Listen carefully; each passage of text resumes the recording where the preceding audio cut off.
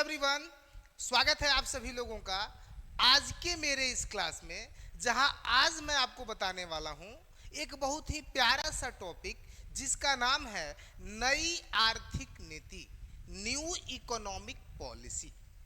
आज के क्लास में हम लोग डिस्कस करने वाले हैं कि नई आर्थिक नीति क्या है, ये कब लागू की गई और जो है इसका क्या प्रभाव पड़ा, ये किसके कौन से मुख्य अंग हैं। तो मैं आपको बता दूं कि 1991 में नई आर्थिक नीति लागू की गई। नई आर्थिक नीति जो है वो 1991 में लागू की गई, जिसका मुख्य उद्देश्य था देश को वर्तमान आर्थिक संकट से बाहर निकालना। 1991 में देश जो है बहुत बड़े आर्थिक संकट का सामना कर रहा था। हमारे देश में जो है आयात शुल्क भुगतान करने के लिए महज 2 हफ्तों तक की राशि विद्यमान थी, यानी कि हमारे यहाँ विदेशी मुद्रा कोष बहुत ही कम था और उस कम राशि में देश का संचालन ज्यादा से ज्यादा 2 हफ्तों तक किया जा सकता था। इसके बाद हमें आयात के लिए समस्या उत्पन्न होती। इस व्यापक आर्थिक समस्या से जो है देश जूझ रहा था, बहुत ही कठिनाइयां हो रही थी। जिस समय, आइए बाबू थोड़ा सा जो है आगे हम लोग देखते हैं, इसमें इसको समझते हैं कि नई आर्थिक नीति जो है, नई आर्थिक नीति, न्यू इकोनॉमिक पॉलिसी 1991, 1991 नई आर्थिक नीति 1991, जब देश जो है व्यापक आर्थिक संकट में था, समस्या का सामना कर रहा था और देश के पास महज 2 हफ्तों का आयात शुल्क भुगतान के लिए विदेशी मुद्रा विद्यमान थी। उस समय हमारे देश के जो तत्कालीन प्रधानमंत्री थे वो थे पीवी नरसिम्हा राव। नरसिम्हा राव, पीवी नरसिम्हा राव उस समय देश के प्रधानमंत्री थे और वित्त मंत्री थे डॉक्टर मनमोहन सिंह। डॉक्टर मनमोहन सिंह उस समय जो हमारे देश के तत्कालीन वित्त मंत्री थे वो थे डॉक्टर मनमोहन सिंह।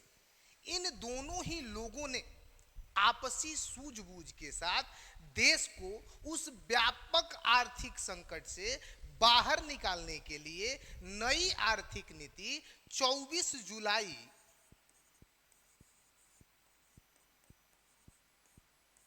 1991 को लागू करी।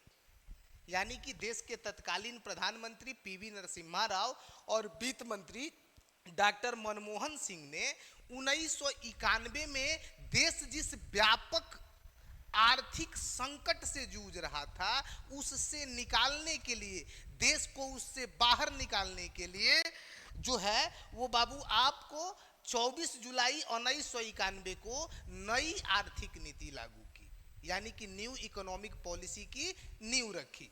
अब देखिए बाबू, नई आर्थिक नीति जो आई,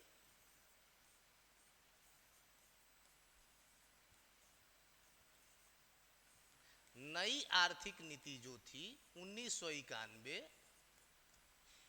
इसके बाबू 3 परिणाम रहे, 3 प्रमुख अंग रहे। ध्यान दीजिए।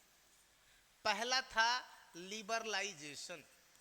लिबरलाइजेशन जिसको हम कहते हैं बाबू उदारीकरण। दूसरा था प्राइवेटाइजेशन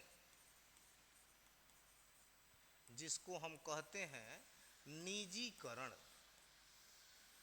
और तीसरा था ग्लोबलाइजेशन। ग्लोबलाइजेशन जिसको कहते हैं वैश्वीकरण।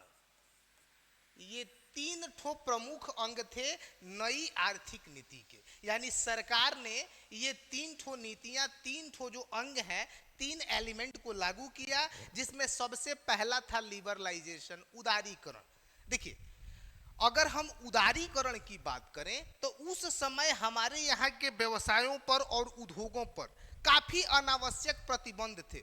बहुत सारी कानूनी जटिलताएं थी जिसका सामना करने से व्यवसायी और उद्योगपति डरते थे। लोगों में जो था उस प्रक्रिया को पूरा करने का एक बहुत ही बड़ा झमेला समझ में आता था।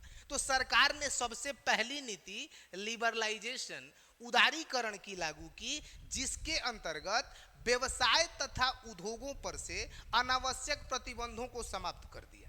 यानी कि सरल भाषा में हम कहें कि उदारीकरण नई आर्थिक नीति का प्रमुख अंग था, जिसके अंतर्गत सरकार ने व्यवसाय तथा उद्योगों पर से अनावश्यक प्रतिबंधों को समाप्त कर दिया।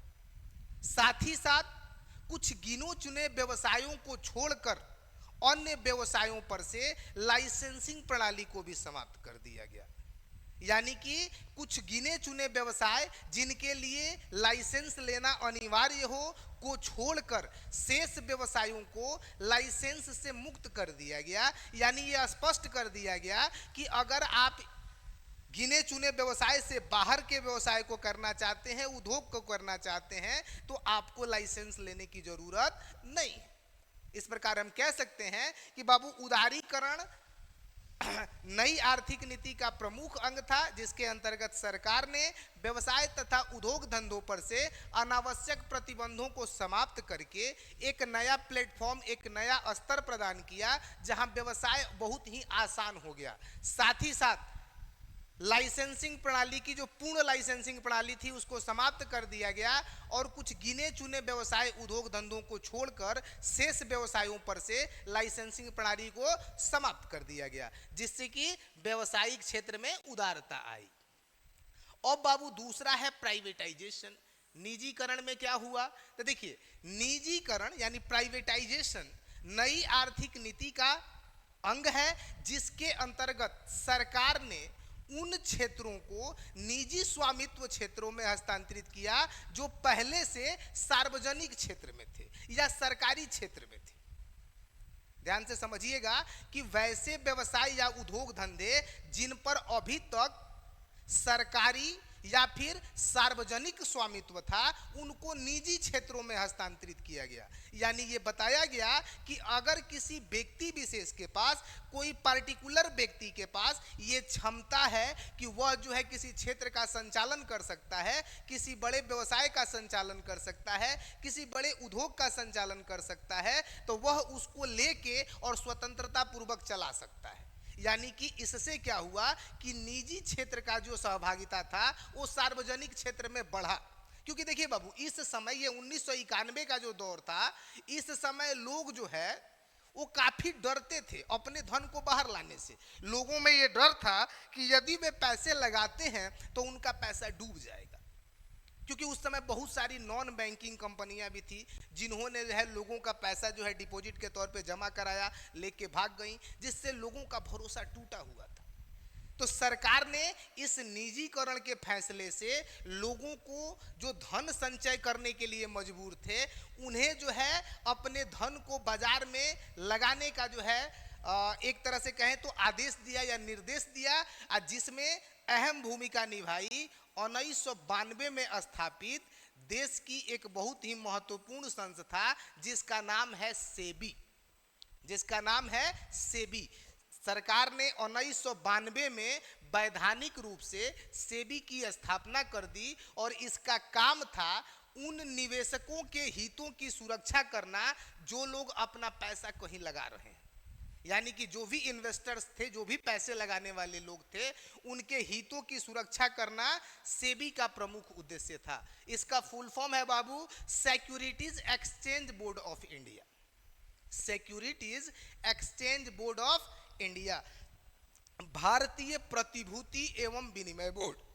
भारतीय प्रतिभूति एवं विनिमय बोर्ड, इसकी वैधानिक रूप से स्थापना सरकार ने 1992 में कर दिया, जो कि अब जो है कंपनियों का नियंत्रण, सूचीयन, नियमन करना इसका उद्देश्य है। साथ ही साथ निवेशकों के, सामान्य जनता के हितों की सुरक्षा करना। इस पे जो है अलग से मैं वीडियो आपको बना के दूंगा कि सेबी क्या है और इसके कौन कौन से फंक्शन है। ये मैं नेक्स्ट किसी क्लास में इसको डिस्कस करके देने वाला हूँ। अब निजीकरण में जो निजी लोगों की सहभागिता को बढ़ा दिया गया, यानी कि निजी क्षेत्रों का सार्वजनिक क्षेत्रों में जो है प्रवेश करा दिया गया। इससे हुआ क्या कि निजी क्षेत्रों का पैसा भी आसानी से व्यवसायों में आने लगा। तीसरा जो था बाबू वो था ग्लोबलाइजेशन, वैश्वीकरण। इसके अंतर्गत देखिए, वैश्वीकरण या ग्लोबलाइजेशन नई आर्थिक नीति का अंग है, जिसके अंतर्गत सरकार ने देश के व्यवसाय का क्षेत्र अपने देश की सीमाओं से समाप्त करके इसे एक वैश्विक स्तर दे दिया, यानी कि विश्व लेवल प्रदान कर दिया। पूरे विश्व को एक बाजार के रूप में स्थापित कर दिया और ये निर्धारित कर दिया कि यदि कोई व्यक्ति देश की सीमाओं के बाहर व्यवसाय करना चाहता है, या फिर कोई बाहरी व्यक्ति जो दूसरे देश का है वो भी भारत में आके अगर व्यवसाय करना चाहता है, तो इसकी स्वतंत्रता प्रदान कर दी गई। जिससे हुआ क्या कि हमारे देश की अर्थव्यवस्था में, हमारे देश के व्यवसायों में, उद्योगों में बहुत बड़े पैमाने पर विदेशी पूंजी आया, विदेशी कंपनियां आई, जिससे हमारी अर्थव्यवस्था मजबूत हुई। यानी कि पूरे ही विश्व को एक वैश्विक बाजार दे देने का काम इस नीति ने किया, वैश्वीकरण ने। इसके तहत कोई भी विदेशी कंपनी आसानी से हमारे यहाँ भारत में अपना व्यवसाय संचालित कर सकती थी या अपना पैसा लगा सकती थी। इसका मेन उद्देश्य था एफडीआई, फॉरेन डायरेक्ट इन्वेस्टमेंट को जो है इसने प्रोत्साहित किया। फॉरेन डायरेक्ट इन्वेस्टमेंट यानी कि जो विदेशी प्रत्यक्ष निवेश था, विदेशी प्रत्यक्ष निवेश, फॉरेन डायरेक्ट इन्वेस्टमेंट, इसके क्षेत्र में ये एक महत्वपूर्ण पहल था। और इससे हुआ क्या कि भारत के व्यवसाय और उद्योगों को बहुत बड़ी मात्रा में विदेशी पूंजी प्राप्त हुई, विदेशी टेक्नोलॉजी प्राप्त हुई और विदेशी कंपनियां भारत में स्थापित हुई, जिससे भारत की अर्थव्यवस्था मजबूत हुई। तो ये तीन जो है, लिबरलाइजेशन, प्राइवेटाइजेशन और ग्लोबलाइजेशन, नई आर्थिक नीति के प्रमुख अंग थे। इसी कारण से इसको एलपीजी के नाम से भी जाना जाता है। एलपीजी, एल से लिबरलाइजेशन, पी से प्राइवेटाइजेशन और जी से ग्लोबलाइजेशन। ध्यान रखिएगा, एलपीजी इसको क्यों कहा जाता है, क्योंकि एलपीजी, एल से लिबरलाइजेशन, पी से प्राइवेटाइजेशन और जी से ग्लोबलाइजेशन। तो 1991 से नई आर्थिक नीति लागू हुई और वहां से हमारा देश जो है आर्थिक संकट से उबरने लगा और आज की वर्तमान स्थिति आपके सामने है। धन्यवाद।